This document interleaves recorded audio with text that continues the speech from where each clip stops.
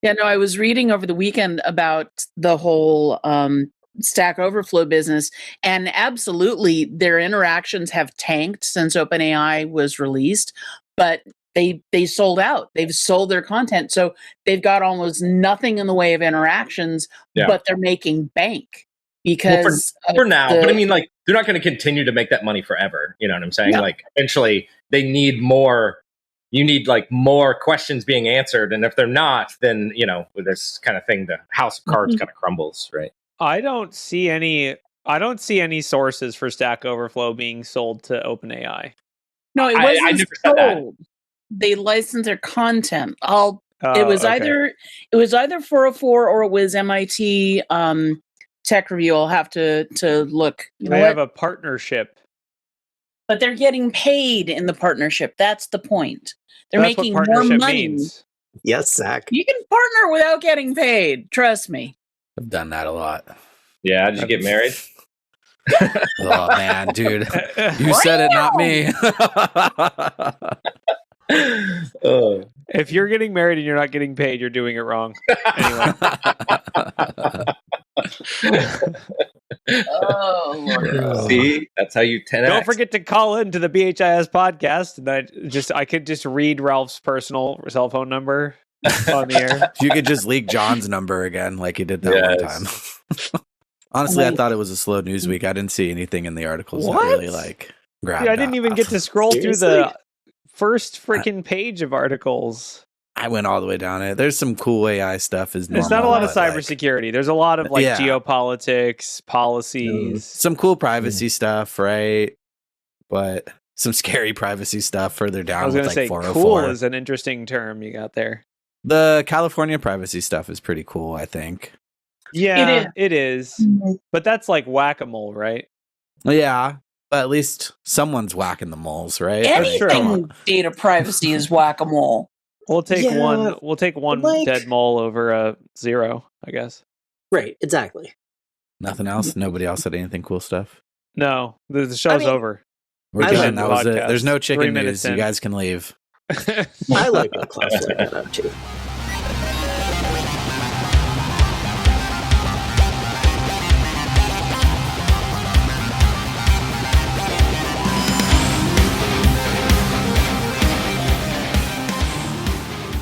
Welcome to Black Hills Information Securities talking about news. It's January 12th, 2026. We have all kinds of articles, lots of geopolitics, lots of cryptocurrency, money laundering, Discord IPO. I can finally cash in on my 3 Prime tokens or whatever I have on Discord on the stock market. We've got articles, and we've also got hosts. We have Ralph, who's here. We've got, and he's branded himself a gator catcher, which I feel like it's more about chasing them than catching them. I feel like you don't really want to catch. You got to catch them, and then you got to go release them into another lake, and then it's like a circle of life thing, right? Where they call you back. Okay. Yeah. Okay, I see. I see. We've got Bronwyn. How many times have you done this? Yes, please explain. What's the most money you've made off of one gator? I mean, it's pretty good. It's really easy too, by the way. All you do is play baby gator noises, and they will come to you. Ah, okay. That's a tip. That's a hot tip. Mm-hmm. We've got Pen Tester, aka Cameron, who's painting her fireplace during the podcast, which so far is the most productive anyone's done on the podcast. We have Wade, and then we also have Dave. Dave and Cameron are here to plug their upcoming class about iOS hacking, or I guess iOS pen testing. Unfortunately, we don't have any iOS articles, so we'll just make up iOS articles as we go along. Right. It's fine. We have Ashling. We have... Is that everyone? Did I say Wade yet? Wade Wells, the legend. He probably is on like 75 podcasts by now. Like, how many podcasts are you actually on, Wade? Do you feel comfortable sharing that number? Yeah, I guess I can share that number. Is that like asking a lady her age? I'm on 3 that are like weekly things. But like they get pre-recorded, and then 1 that's like every Friday. Sometimes if I wake up early enough. 4 or 5. 4 or 5. You know me, like I don't have a website. I don't do anything. I just do everybody else's thing. It's the easiest way to do it. Oh, same here. Having a website. Yeah, right. What is this? Sponsored by Squarespace? Absolutely not. If this podcast is ever sponsored by Squarespace, we're all going to shut down this company. I was really trying to get us sponsored by Liquid Death, and they won't do it. I've been trying so hard. You don't want to be sponsored, That'd dude. be a What? good one. Liquid I Death. just want free Liquid Death. All right, so let's get into it. Let's step straight into the political sphere. God. So this isn't. I guess it's kind of a political article. I don't know. Basically, the word is that Trump is considering pardoning 2 individuals who got 5 years in prison, or I guess 1 year. One individual who got 5 years in prison for running a cryptocurrency mixer service. Basically, the service is called Samurai, I'm assuming is how it's pronounced. But there's a few articles about this. Trump, in a recent press conference, said that he's considering pardoning this person. There's been nothing finalized about it. This article that Megan's scrolling through right now is talking about how when they seized this, when the Department of Justice seized this cryptocurrency wallet, they sold it, they liquidated it like they do for all seized assets. But let's just imagine what a cryptocurrency mixing service would be used for. It probably would be used by nation states like North Korea, mainly, to launder money. That's kind of the main issue with these services, is that they're abused by nation states and criminals, but mostly nation states, I think. And so basically it's like all the currency in this mixer, we're assuming, was nation state bad cash. So there's basically 2 things here. The first thing is, I mean, privacy versus money laundering. I think we all on this episode or on this show generally are pretty on the side of privacy, and we're going to talk a lot about some other privacy wins. But I guess, is there a limit to privacy? Like, should it be legal to run a Bitcoin mixing service or any cryptocurrency mixing service? Because there's been a bunch of these over the years, and a lot of the people who run them have gone to jail because they're so easy to abuse. I guess, what do people think? Should this be pardoned? Like, it seems like it's pretty cut and dry to me, but I don't know. For me, it kind of like goes against the heart of like cryptocurrency. Well, like the ledger, right? Everything's supposed to be trackable. Everything's supposed to be able to like go back and see exactly how things were. So it's almost against the soul of Bitcoin. At least that's the way I think of it. And of course, there's the criminal aspect of it as well, right? Like, is there a legitimate, like, this is also going into the privacy. I don't think there's like a real legitimate reason to have these besides hiding. Because it is cryptocurrency, right? Like, you should be expected to be tracked because that's exactly what it's for. I totally agree. Yeah, like, if you actually want a private transaction, that's not the way to do it. That's what actual literal cash is for. Or that. I mean, but there are privacy tracked. Well, to an extent, sure. Yeah. Well, yeah. I mean, basically, there's essentially I think what Wade is saying, I'm going to put some words in your mouth here, Wade, but basically, I'm comfortable with Cash or Monero or any other thing that's like, let's call it pseudonymous. So it's not explicitly tied to my name, my credit card, and my address, right? Like, let's say I want to buy something online, but I don't want to provide the seller with all my personal information. I think that's totally fair. That's the equivalent of buying something in cash. If I buy something in cash, you don't know who I was, what my, address is, any of that other stuff. But if I buy something with a credit card, that information's out there. I think from my perspective, it's okay to have pseudonymous cryptocurrency like Monero, where whose transactions are inherently private or masked in some way, but it's not a mixer. Because the mixer is where you get into, which for those that don't understand what a mixer is, it's essentially like an anonymizing service that I send in X amount of Bitcoin and it comes back through a bunch of other transactions. Essentially, it really is just for anti-money laundering. Like that, it really is just for that purpose. Like Tornado Cash was an old one. There's been a bunch of them over the years. It's essentially a way to mix your Bitcoins in with other people so that no one can tell where they came from or who got them. I mean, so it's still all public, right? It's literally transaction laundering. That is its entire purpose. Yes. And we can say we're laundering it because we don't want people to know who we are, not because we got the money through some nefarious means. But end of the day, it is a laundering system. That's all it does. Yeah. So my question is, it looks like the law is related to, they got them because they operated a business. Would this applied in like a co-op fashion if 10 people got together and there was no profit? Is that how the law was written? So there was Tornado Cash was set up like that. It was like basically just like a GitHub page. Like it wasn't really, there wasn't, I mean, there were developers, right? But it was like, essentially what happened was, in the case of, no one went to jail, but the government sanctioned or blacklisted the Tornado Cash protocol. Okay. So it was like the government was like, you can't use this. It's illegal for U.S. citizens, residents, and companies to use this protocol. The GitHub was shut down. They did arrest one of the developers, but I don't think the developer actually went to prison, from my understanding. I guess I don't know how that actually. But yeah, they were charged and arrested. I'm sorry, I'm catching up on the wiki. They were arrested essentially for facilitating this protocol. So I think even if you don't make money for it, from it, it's still illegal, I guess is the long answer. Samurai, right, was conspiracy for money laundering as well as operating an unlicensed money transmitting business. Yes. Which, talk about a mouthful of a law. But I feel like if it went to a jury, whatever, it's pretty easy to convince them that, like, he wrote the code and then the code was used to launder money. Like it's not, it shouldn't be like a crazy big logical leap for that.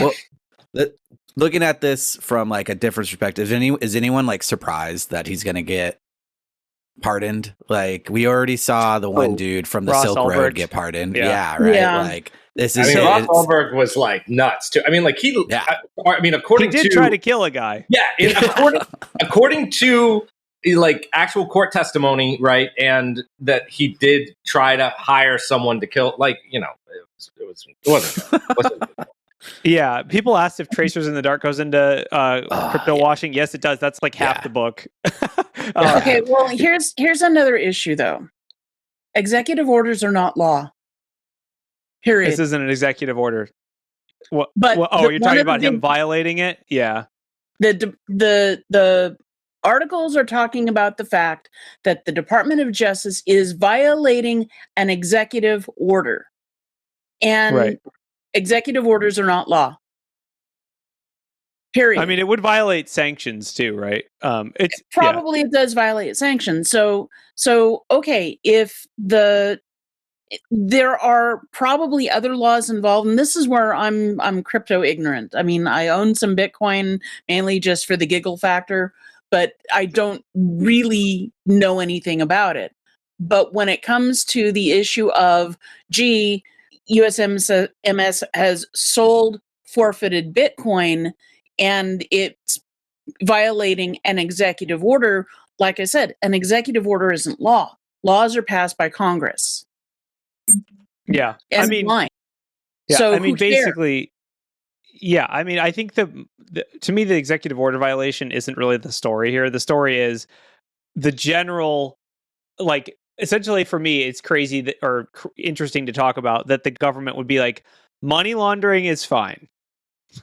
Like that's basically what they'd be telling. That if they pardon this person, they're basically saying running a money laundering business is fine as long as it's done with crypto because we like crypto. Yeah, this is actually counter to everything the federal government has done. Typically, when you want to go after crime, you'll go after the money laundering that has to occur in that in the profiteering or taxes. You go after they've seized assets obtained in whatever laundering in order to exactly, because what happens is once you seize those assets, this is a way to stop this criminal enterprise, because what the criminal enterprise has to do after that is have to prove, right, that money was not used or that money did not come from illicit activity. So to do that is like a whole thing, and most people just let the money go. That's huge. I mean, basically, the government has a long history of prosecuting illegal businesses through business laws like taxes and money laundering regulations and things like that. We can't catch you like selling the drugs, but we know that you are getting the proceeds from that, and that's how they work it out. Right? Once again, going back to Tracers in the Dark, right, where the tax man is the one who comes down on everybody at the end of the day.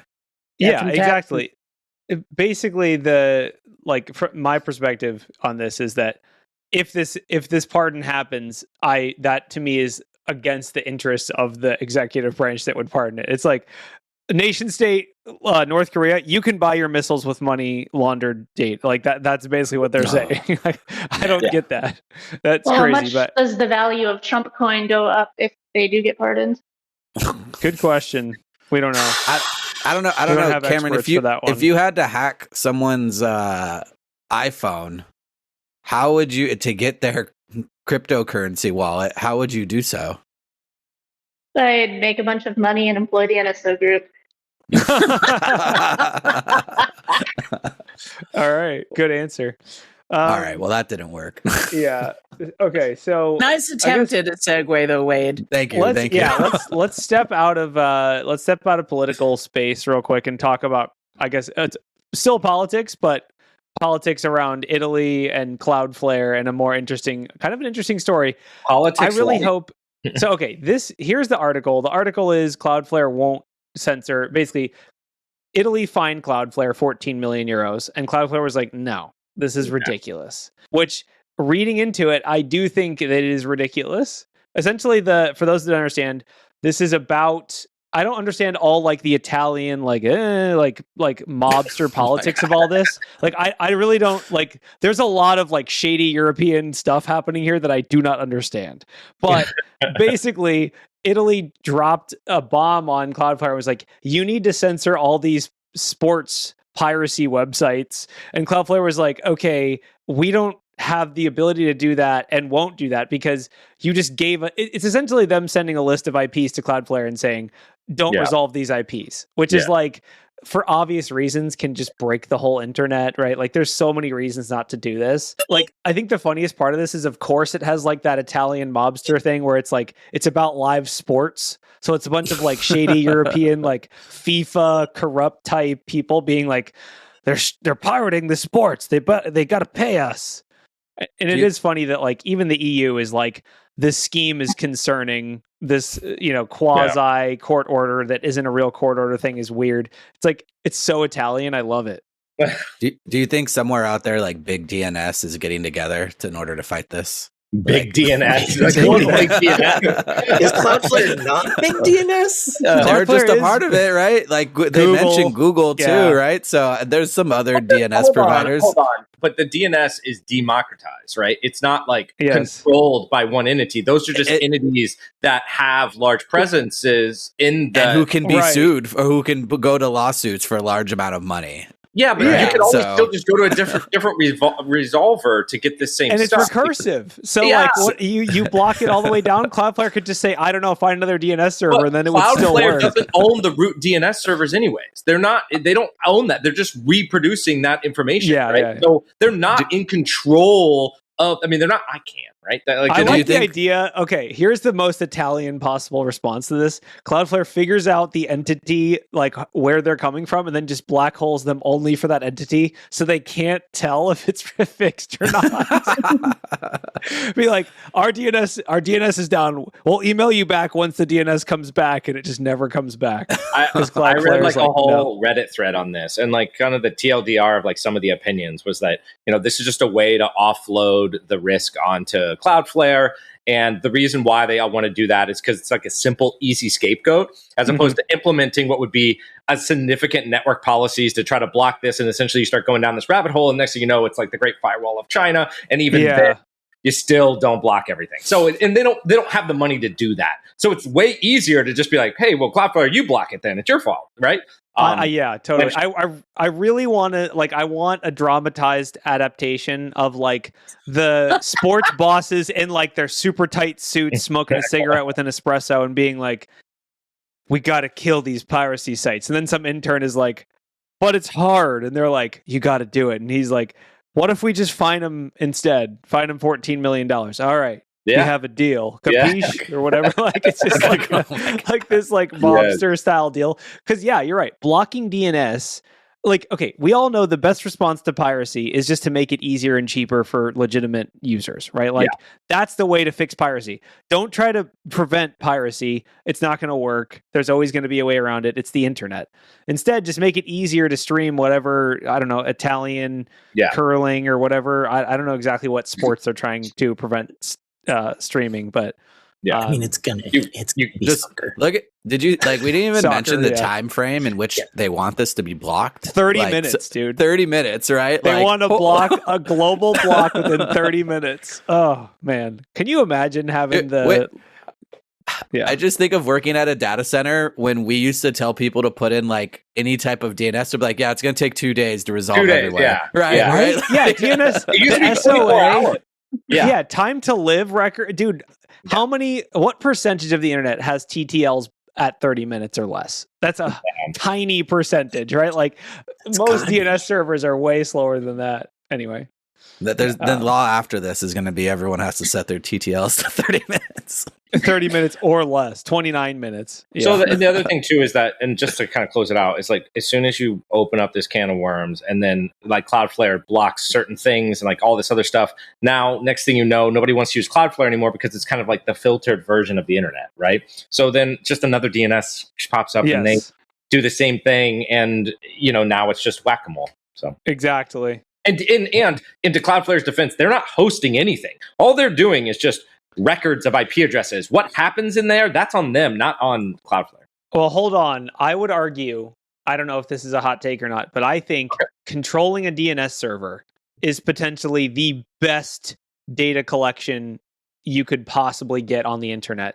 Maybe browsing, like maybe you could get better data from a search engine, but I think the data flowing, the amount of data flowing through a DNS resolver and the amount that you could profit from it is pretty significant. Like who's resolving what from where is a huge, like that's a huge profit center. So they are running the service and they are profiting immensely from it, I would imagine. But well, and ISPs do this too, right? Anybody can. This is not special. There is another really good issue raised by the Ars Technica article, is that if an IP address is filtered inappropriately, then legitimate stuff goes down. I mean, they were talking about how they took down Google Drive because because you can pirate things on Google Drive. People do it all the time. So I mean, I understand why it got flagged, but then you wind up taking down all of Google Drive just because of a few kids who are misbehaving. Yes, it is seriously just throwing out the baby with the bathwater, but the internet version of that. It's like if you also like what percentage of the internet is just Cloudflare IPs? You're just gonna they're asking them to block themselves across the whole internet. Like, anyway. Moving on. This is probably going to get it's a nothing burger. This is probably not. It is interesting to think about, but there's no way this could ever get implemented on a legitimate this is never not happening. It just isn't technically feasible. Speaking of whack-a-mole, let's talk about California banning a data broker. This is for me. This is a privacy win. Wade, do you want to run through this one? Let me find it real quick. Where is it? Data Masters. Pretty Sounds kind of cool, but sadly it's Where not. is it? Throw it up. Someone throw me the link. From what I remember, pretty much there's a new California's been going pretty hard on data brokers recently. If you didn't know, they actually came out with a program where you can actually request it in California, and they will then go out and request you to be removed from all the data brokers, which is amazing. It also had a really cool acronym. I don't remember what it was. Drop is the new online platform, delete, request, and opt-out platform. And I live in California. I already signed up for it. Form's super easy to use. And, it's nice that somebody is looking out for the privacy of individuals, because big tech certainly isn't. And it's going to be interesting to see how effective this is. Because data brokers are worse than tribbles. They multiply all over the place. And I already am using services to pull my data from data brokers. So it's going to be interesting to see how much this new agency and this new program is going to impact steps that I've already taken. And I get the monthly reports. X number 100 data brokers have been requested to remove my data from their systems. So is this going to turn into like the same system we use for taxes where Incogni and all these delete me services are lobbying against these so that that's exactly what I thought. That is exactly what I thought was going to happen, right? No, you can't have a government agency that does the thing that we also do. Right. No, one thing to think about, a joke, obviously. The sign up for this though is live, but the services, from what I read, don't go live for another 6 months. Did you read that somewhere too, Bronwyn? Yeah. Correct. Yeah. So and then also has 6 months. Bronwyn, what prevents a non-Californian from signing up for this? You have to enter address information. It has to be verified with documents. With the okay. So if anybody wants to live in California, here's my no. So basically, you'd have to commit fraud in order to sign up for it. But maybe it's okay. Trump pardons those people. We'll be fine. One of the things we've seen, though, when it comes to privacy legislation, is that California does tend to be one of the forerunners, and other states tend to follow. We saw that with CCPA. And every building in my state now causes cancer. Thanks, California. You're welcome. Ruined everything I had. Man, Daisos, if you ever go to a Daiso, everything has lead. Don't go to Daiso. I mean, you're not wrong, Bronwyn, for sure. That like this is one of those things of like, if you have to make a policy for the US and you want it to apply to everyone, this is like there's 50 million people or whatever that live in California. So you might as well just lump them all in with that. So to go into this article though, like we kind of like went around it. So the California Privacy Protection Agency announced that they're hitting a company in Texas.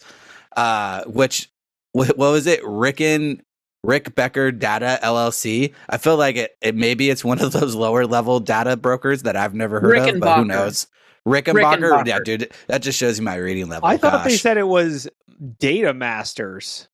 Was it the one I saw? Data LLC they were operating as Data Masters. Data Masters is a sick name. I'm sad that's a way better name. That's not need to change that LLC. Here's the thing about these laws: even though they technically only apply to California residents, if I'm interacting with a company based in Texas, I'm still a California resident, so that company in Texas has to obey California law because I'm a California resident.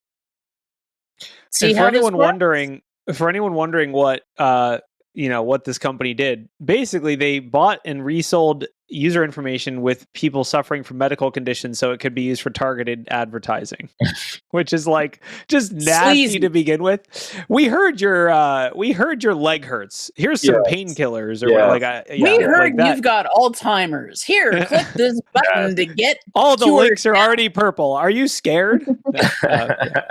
No, for sure. It's bad. So this is a win. I think, a lot of states will probably follow suit. I don't know about setting up their own system. I kind of hope they don't because it'll just have SQL injection. But absolutely, for sure, it's going to be a thing. So what else we got? I think the other big story, which isn't really a cybersecurity story, but maybe Dave and Cameron, you could chime in on this. Siri has, I guess now that I say this, all my devices light up. I'm so sorry, everyone. Yeah, you just hit. The S word that will not, the Apple Assistant maybe is getting thrown in the garbage because the news article is essentially that Apple is teaming up with Google. So Apple announced earlier today, that they're going to team up with Google to use Gemini models to AI power the S words, SIRI. I was reading, though, that they're still going to use the Apple hardware that they built. They're just going to use the models from Gemini, like on there. But they already had kind of a deal for OpenAI, right? They already had. Yeah, I don't know. Maybe is this like a pump move for like the stock, right? I don't know. I don't know. But these two companies, Apple and Google, have done a lot of battling over the years, for sure. So it's interesting to see them teaming up in this way. Basically, they're starting a multi-year partnership. I think this is, from my perspective, if we're looking at like a high-level business perspective, Apple needs this. They need a win. They need to be able to give an AI win. Yeah. Because this isn't their win, though. That's the thing, right? But it doesn't matter. I'm saying it doesn't matter. Like, you don't care where the AI actually comes from. You just want to use the damn thing, okay? It's getting to the point where Well, that's fair. It's getting to What the does point. Android's AI agent use? Gemini, which is Gemini. yes, Yeah, it's basically cool. unifying. It's basically unifying what AI agent you would get on mobile, I guess, if you think about it like that. Well, yeah, maybe in the background, but like if they are running on their own hardware, though, they could still modify things. They're not necessarily beholden to what Google did. I think they're just buying, or excuse The me, models. licensing the models. Like, Yes. so they're not training them. They're not going to train. Okay. And I forget the source where I read this, but Gemini is current. I forget where I read it, but it's the consumer level. So like the basis of it was, the theory was Google had created the search and they made it affordable and like consumer friendly, and that Gemini is trending that way.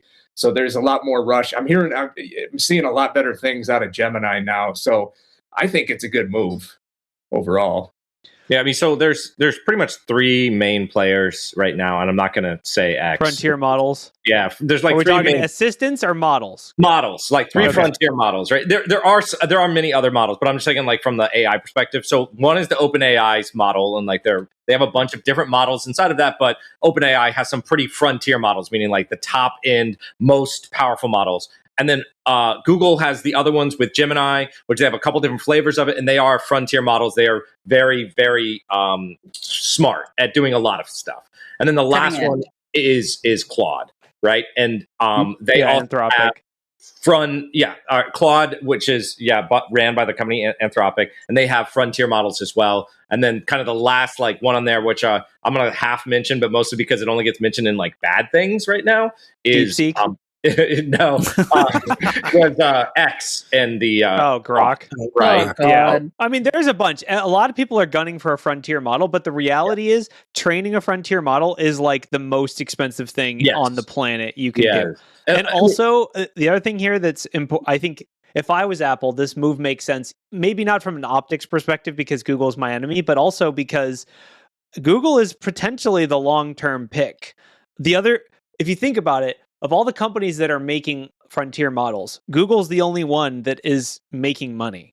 If you actually think about it, like OpenAI and Anthropic are both like, give us money so we can train our AI models, or else we're going to go belly up. Whereas Google is two fun things profitable. about OpenAI.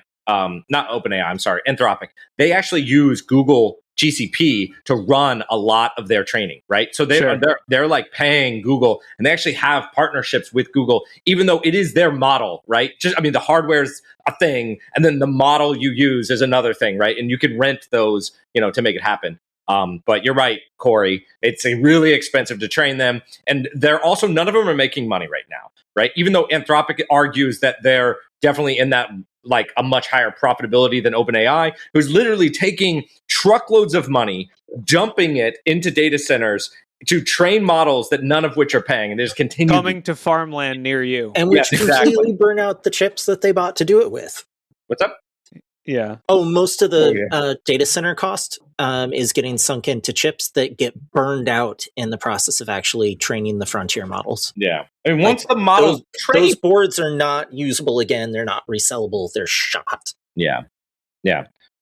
But anyhow. No, I can use it to play Roblox. It's fine. I was about to say, when all these data centers go up, what are we going to use them for? Like it's going to be Roblox, like how dude. Walmarts disappear and stuff, and they just leave these big empty buildings, right? Passwords, dude. Imagine the password cracking you could do. Every password. Your password. We don't talk about passwords. All right, Just like a that's petaflop, dude. Okay, here's what happens. All right, here's what happened. In the math last year. I have a plan. Dude, Wade, get me your CEO on the phone. Okay. Here's what's going to happen. Wade's employer, who is not going to be named, buys an entire data center and then just cracks every password ever. And then just says, here's why you need our service. Because we just cracked every password. Oh my God. It's genius. I love it. I know, dude.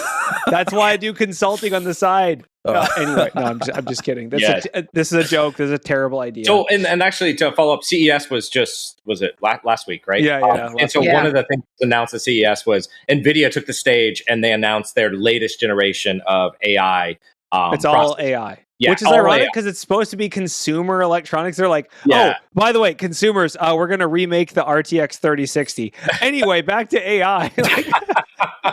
Yes, but one of the things that they did mention on there is like the power consumption, like going, and whatever. It's all about AI, and Is that where they mentioned the Palantir stuff too? I don't think that we have an article about that. But no. But did you see that? Please hit us with an article that we don't have. What you got? I was watching Gamers Nexus, and they came out with a thing watching CES. So Gamers Nexus was talking about how NVIDIA just announced that they are going to make everything Palantir faster. Palantir is pretty much like nation state level spying on individuals and military industrial complex. So there's like some scariness behind that. And then they go into it. But the funny part is Palantir actually like commented back to Gamers Nexus about the situation. They're like, now we're talking about YouTube we are drama, dispensing so we'll a get away spy with that. bot with real-time kill location. Yeah, data. that was it. Yeah, and then literally like there's other articles where it's like the President Palantir is like, yeah, so our stuff kills people sometimes. I don't know what to tell you. I'm like, it wow. happens. It is what it is. You never know. AI's never wrong. It'll be fine. Never. Yeah, just like humans. The Peter Thiel. All right, this has been a dark episode. Does anyone have any? That's true. Does anyone It have any wasn't bright- my fault. Anyone It have was. any- You always get us talking about AI. It Thanks a lot, wasn't Bronwyn. my fault. I Was it didn't good write talk- these stories. So, all right, let's get darker then. The dark web. The So insider this is- tool to. This is a pretty, I think it's a good thing to remind people about in general, but there's a LinkedIn post that we have in here as a news article that's basically people are using rage bait as a phishing tactic. So this is a post by Simo Kohonen. I'm sorry if I mispronounced your name, Simo, but basically this is a fun example phish where someone is impersonating SendGrid and they are sending out an email that says, we will be adding a support ICE donation button to the footer of every email. And then they're just hoping that people click on the opt-out link, right? That's the phishing tactic. So I think it's good to remind people in this dark time that people will try to rage bait you into clicking something you shouldn't, in addition to trying to be like, here's a free iPad or whatever. The positive side of phishing. There's also the negative side of phishing, which is bait like that. So be on the lookout for that. That's a uniquely, I think, mean one, and like definitely would be out of scope for pen testing. Like our clients would be very upset if we did that. But yeah, like you're gonna see threat actors, those are the rules that they don't have to follow, right? They don't have to be ethical and be reasonable. So just be on the lookout for that kind of stuff. And they aren't. They aren't. And they aren't. News is, honestly, Bronwyn, they might even be criminals. Oh my god. What? No way. Every time news. I get an email saying you need to do blah blah blah with your account on this, if I actually have an account with that organization, I pop open a different browser and I go directly to the organization. I do not click any links. So because you're smart. Speaking, you should be on a podcast anyway. Speaking of criminals, right? What about data breach of major dark web forum? Yes. Speaking of criminals, by the way, this dark web forum is of cyber criminals. Yeah. Okay. So So this is what is it called? Doomsday. Doomsday. Yeah. Yeah. So basically, a data breach finally became, this is not the first time, and it won't be the last. There's been. I swear, like, if you go on a breach site and you look for breach sites, like, I think raid forums got breached like 7 times. Oh, dude. I mean, I swear to God, I feel like it's a joke. They're like, we make it so we can breach it, and then we can sell our own breach, and then we make another site selling the breach. It's like turtles all the way down. Yeah. They're just getting breached, just selling their own breach. Basically, Doomsday, which apparently is a dark web forum. I don't keep track of these. The only one I really keep track of is BreachForums, which is like the worst one.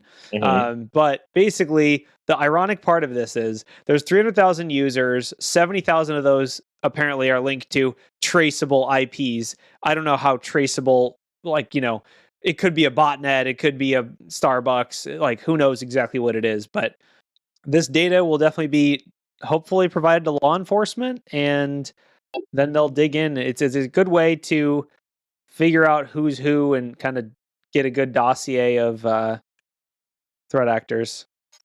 At the end of the day, though, I mean, these sites have gotten breached every year. I've been in these breaches for the accounts that I used to collect from these sites. I was about to say, do you collect this breach to put in your collection? Like, I do. I absolutely do. I mean, this is like, could give you, if you're doing an incident response, this could give you super valuable information of like. I heard it was like 30,000 IPs from Starbucks's. Yeah, right. Like, great. Who knows how traceable any of this data is? You would hope it's misinformation. You would, I mean, OPSEC though, we've seen every criminal who gets caught has OPSEC fails in the mix somewhere, right? They're gonna mess up at some point. I'll note that if they didn't have OPSEC fails, we wouldn't have caught them. That is true. What few criminals have good OPSEC are the ones who are still out there. that is true. Yeah. Speaking but we've of seen OPSEC, a lot of high profile people get caught from bad OPSEC is, I guess, a better way to put it. did you see the Huntress article about the VM escape stuff? No. Tell me more. I think I saw the headline. That was it. Someone else sent me this when it came out. Yeah. Is this the Ghost VM thing? I don't remember if it's the Ghost VM thing, but I know there's a really easy detection for that. Pretty much they got in through a sonic wall. Like that was the first vulnerability. But then they had been sitting on this vulnerability in ESXi for, they think, over a year, a 0 day, in order to pretty much bypass host isolation, right? It's a hypervisor vulnerability that allows the attacker to break out of the actual guest VM and just compromise everything. Which is crazy. That is a crazy 0 day. Does it use the virtual or the VMware tools to break out? Is that how it does it?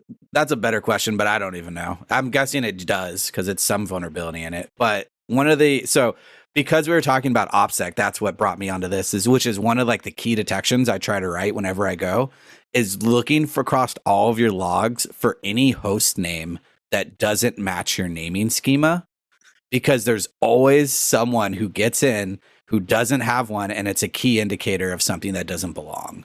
And that's actually like one of the things they caught in this particular breach was the name of the actual host that was attacking them, which always great stuff.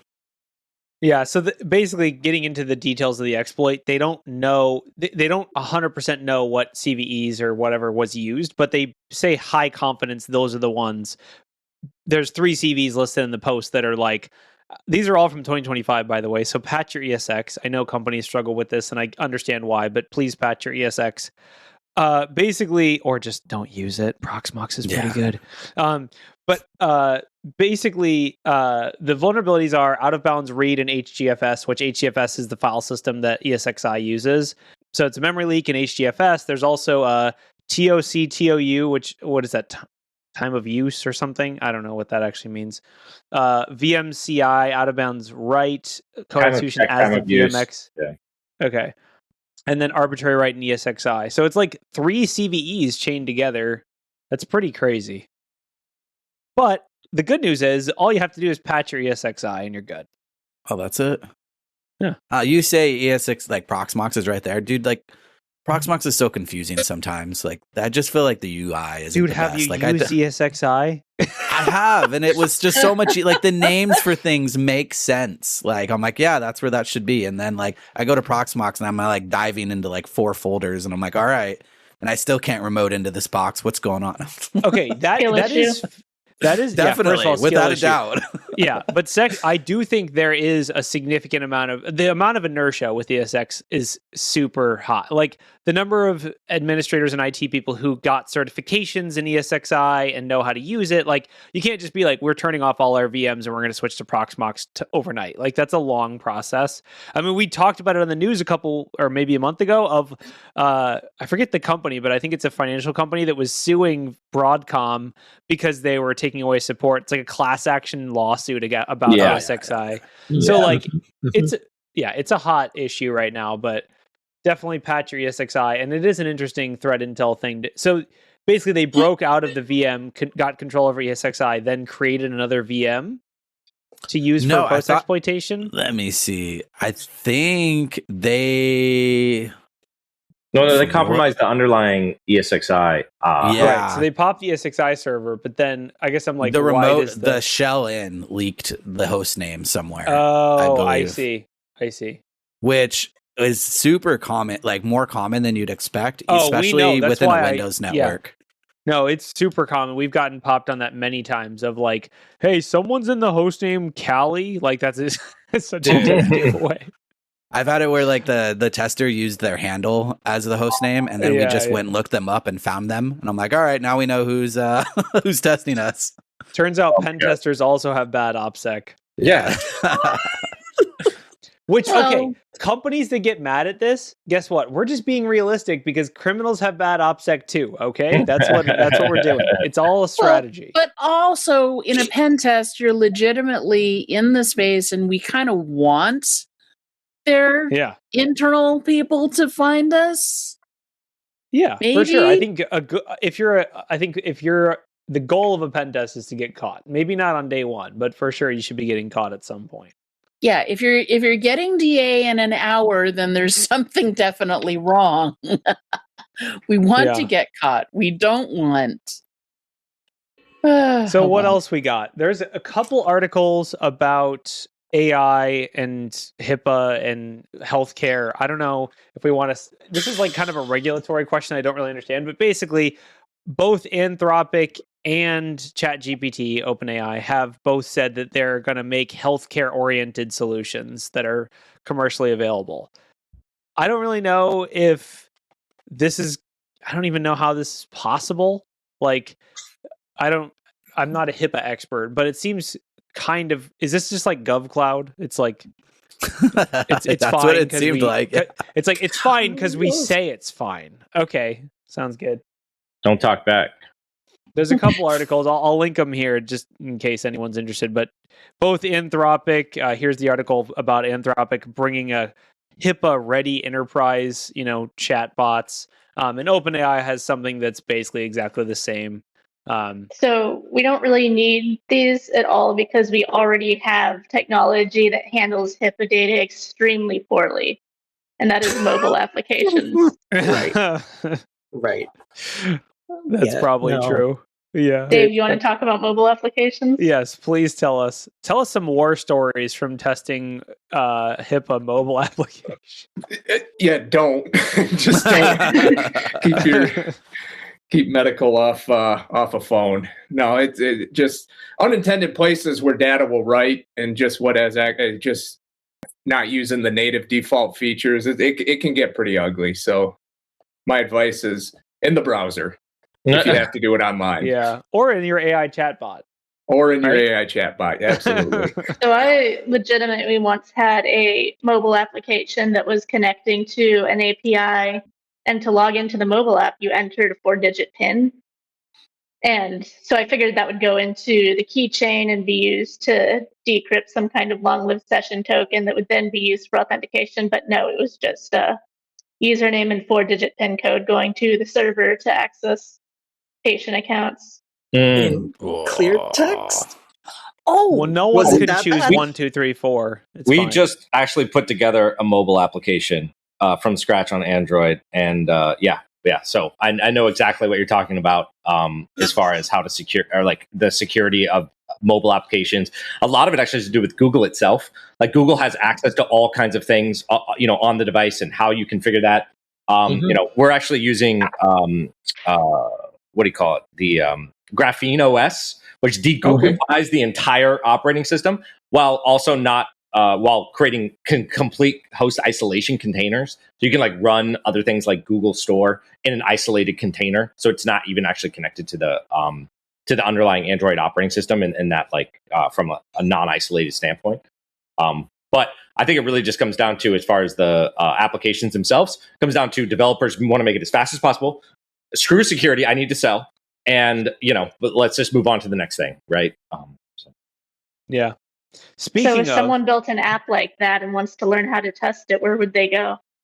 What's up? Can't help you there. They'd ask AI how to do it. No, they would take your class. You can plug it later. No. We actually have an app called Atlas, and it's actually for pen testing, physical pen testing, and it allows you to actually hook up to the Proxmark with Bluetooth now directly. I think it's the only mobile device that allows you to hook to Proxmark directly over Bluetooth, and you can read card data, write card data, do all kinds of fun stuff on there. You can also do reporting. It'll show you where flock cameras are. It'll show you where other OSINT data, and everything's encrypted at rest on the device at full time. Anyways, so I only use AI. Sorry. You only use AI for what?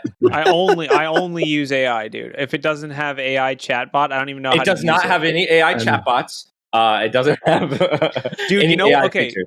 This is a side tangent, but the weather app that I use, it has like an AI function, and it's so stupid. I love it. Like it's just like it uses the on device, like it's on device only, and it's just an AI chatbot that's set to be like as salty as possible, and it's just like it's raining again, F you, and you're just like, thanks for this chat interface. That's super useful. Anyway, let's talk about N8N and Nathan. It's not Nathan, but let's talk about N8N. I saw that. I don't even know what it is. N8N. Yeah, so there have been, like a countless number of CVE 10 or CVE 9.8 vulnerabilities in N8N. We've actually only had one client that publicly exposed their N8N, but in general, this is the most recent one. It's called NI Nightmare, which allows people to take control over a locally deployed N8N instance. It got a 10 out of 10 severity, and according to data security company Sierra, there are more than 100,000 public vulnerable servers. For those that don't know what it is, it's just a tool that connects a bunch of AI things together. So you could have it run one command and one module and one model, and then send that data to OpenAI, and then pull it back down and then send it back to Claude. It's essentially a way to connect together a bunch of AI services. Honestly, it's really cool, and I highly recommend you download it and mess around with it, but definitely make sure you keep this up to date, because N8N has had a ton of vulnerabilities. It turns out making a framework that just runs code in models is a vulnerable framework by design. So this is yet another one. It's been out for a long time, though. Like, it's been out for a while, way before the AI was even a thing, right? Because you were like, I just take this task and then I'll do this next. And like, you just make like a task sheet of things you want to do, like automate. But like IFTTT, but self-hosted. Yeah, exactly. And so, but as soon as you turn the AI piece, now you could do like, well, then I asked the AI to do that, and then it does this, and then next thing you know, your rabbit hole is, pretty. So vulnerable. patch your N8Ns. Honestly, you probably forgot you even had it out there. So just delete it and start over. Just start over again. Just get a new version, right? But the other reason why the N8N stuff is really bad is because someone's at the door. Someone's definitely at the door. But basically, Robin's like, I don't have any doors. I don't have any doors. I've got like 6 in my office. I was about to say, Ralph's got like 7 doors. That's a way back real reference. fake doors. Real fake doors. Basically, N8N, you also give it a bunch of keys. That's the other reason why it's bad. But ironically, like if you read the blog post for Nightmare, like the last step is just create an N8N task to run a shell command. Like that's where like it has that capability, so that's why it's such a vulnerable service. Like one of the things you would do with the service is run a shell command. So like yes, turns out when that's one of the options in the tool, compromising the web UI has some impact. Yes, yeah, it's still cool. It's still kind of a cool tool though. So the last article I want to bring up, which this is something that hit me in my personal life, people were asking about it. Instagram breach, I guess. And it was an Insta breach. Yeah, like so basically, here's the article. It's essentially that people are phishing with previously leaked information. So people are sending out this happened in 2024, I guess, but basically people are sending out password reset reminders and then using them as phishing. Apparently, someone's estimated that it could impact up to 17.5 million Instagram accounts. I don't know where that number came from, but I'm like, that's a lot of fishes. So I think they scraped an API to get all this data, and then now they're using all of it to send out phishing, right? Yeah. So, but It, like the upshot of it is like use 2-factor and don't get phished. So it's like the upside is don't use Instagram. Get off all social media. That's even better. Live in the forest. forest. That's the next. That's like that's the next level. Behind I the scenes. I actually removed both Facebook and LinkedIn and a couple of other social media apps from my phone. You're following Joff. I am detoxing from social media. It gets a little boring sometimes, but I've read a lot more. The dumb phones. I'm going for quality over quantity. I'm combating the slop. That's good for you, honestly. I think we should all do that. But there is like a whole growing market of like, dumb phones. Or what is I think the most recent Nothing phone Feature has like an phone. actual physical switch to switch between smart mode and dumb mode. Like you No, can Jitterbug. basically like I need the bigger dumb number. Jitterbug. Nice. Well, jitterbug is like kind of holds you back because you're like, all right, now I need to like walk to the restaurant and I'm screwed. Yeah, and all you have is one other button that says life alert. you press it, you're like, I'm at the hotel and I need to get to this restaurant. They're like, you got to stop pressing this. you have exhausted all of your credits in this plan. Yeah. You had 1 credit a year and you just used it. Well, even Apple has their like the defense they give for like journalists or people targeted by Pegasus. It turns their Apple phone into a dumb phone essentially. Under attack mode or whatever. Yeah. Lobotomize your smartphone. So yeah. I mean, there's a whole there's a whole thing. I saw Pebbles bringing a couple Pebbles back for those that like loved their Pebble watches back in like 2012. They made a new watch. I feel like that was such like a nerd specific thing where like everyone cool in 2012 had a Pebble. I had a Pebble. Yeah. Everyone cool did. Now everyone has an Apple Watch or something else. Just a loser. I never had a Pebble. Does that mean I'm not cool? No, it just means you weren't cool in 2012. Yeah, you got cool. Okay. Now you're cool. You can buy the Pebble too. You could buy the Pebble as well. They're probably cheap online, except for the hip. You want to be a Pebble too? They're not cheap. They're $200. What? Dude, that's the cheapest cheapest I have one thing in the shelf right over here. I could make some easy cash, dude. Wait, $200? That's how much I'm paying a month for all the subscription services it takes to watch the Olympics. You know how much. Well, let me give you this Italian website real quick. Yeah. Okay. Before we do do the CTF stuff, I actually did have. It's not an infosec related chicken story.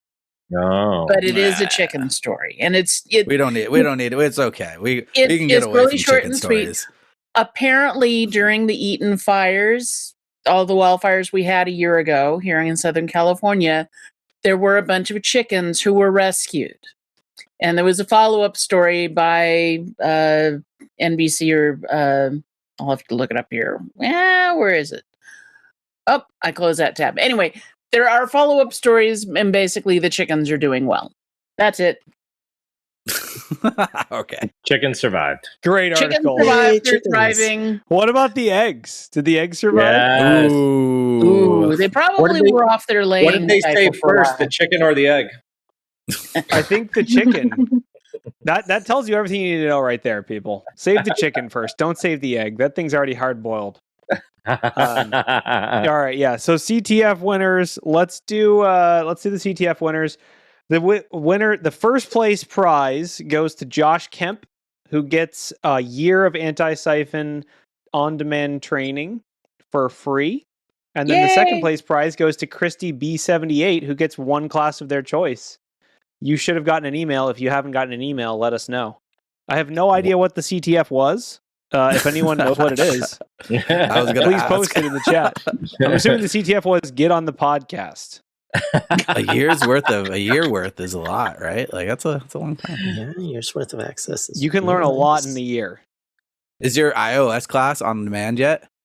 Not yet. David? Not yet. Not yet. Are you going to make it on demand? That's up to you. It would be hard to do it because you'd have. Is there a hardware component at all that I guess you have to bring a representative device? Nope. So we're doing it all virtualized. We'll be using the Corellium platform. If someone is dead set on bringing their own rooted device, we will do our best to help them, but no guarantees with any of the labs or if anything goes wrong with their own device. Is it Android you and can iOS? do it hardware free. Nope. First is just iOS. It's just iOS. Have you guys gotten or have you guys ever played with the development platforms that you guys can get from Apple? Yeah. So we actually in the class we have our own app as well. So we designed and we have a vulnerable app. So, but yeah. Are there That's any cool awesome. CTF challenges in the app? I'm sure there are, based on your face. Yeah. Those There's are rhetorical questions that I didn't answer. So, Yeah. Last question, because now I'm just interested. So this is a virtual only or in person?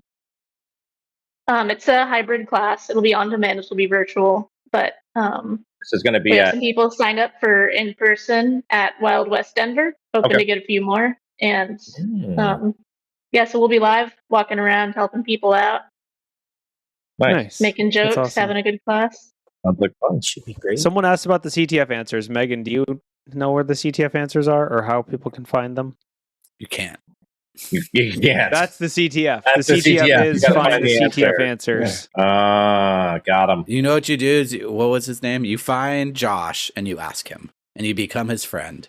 That's And then- honestly, if you want to know the way to network and be good in the cybersecurity community, that is the way to do it. CTF 100%. teamwork? No? Maybe he shares Turns his out password with for anti-siphon. Something. The real CTF was the friends we made along the way. You hacked my heart. I'm not. All right. I'm not sure how I feel about being a flag.